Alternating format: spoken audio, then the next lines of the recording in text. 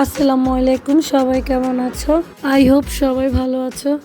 আমার একটু ঠান্ডা জল লেগেছে, তাই গলা একদম বসে গেছে। যাই হোক, সবাইকে জানে মাহে রমজানের শুভেচ্ছা। শত ঠান্ডা লাগলেও কিন্তু আমরা ইফতারে এক গ্লাস ঠান্ডা জুস, মিল্কশেক, শরবত এগুলো আমরা চাই। আজকে তোমাদের দেখাবো ড্রাই ফ্রুটস মিল্কশেক।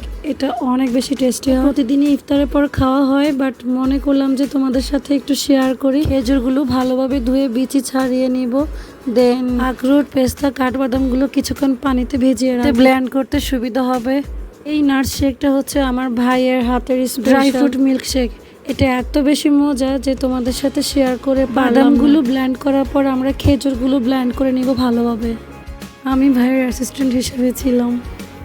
ঠিক এমন করে পানি দিয়ে খেজুরগুলো লিকুইড করতে হবে, যেন দানা হিসেবে কোনো টুকরো না থাকে।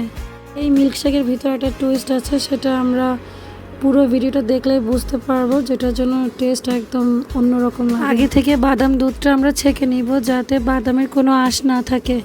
দেন খেজুরগুলো একসাথে দিয়ে ওটা নাড়িয়ে নিব ভালোভাবে।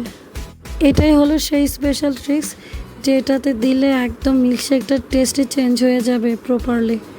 এটা হচ্ছে স্প্রাইটের সাথে আমরা অ্যাড করব, যেন এটা ফ্লেভারটা চেঞ্জ হয়। এই মিল্কশেকটা প্রচণ্ড হেলদি অ্যান্ড মজা খেতে। বাসায় অবশ্যই ট্রাই করে বারবার বানিয়ে খেতে ইচ্ছে করবে, গ্যারান্টি। কমপ্লিটলি ডান আমাদের নাটস মিল্কশেক। দেখো, দেখতে কেমন ইয়াম্মি লাগছে, মন চাচ্ছে এখনই খেয়ে ফেলি। আজকের ভিডিওটি এই পর্যন্তই। শেষ পর্যন্ত ভিডিওটি দেখার জন্য অনেক ধন্যবাদ।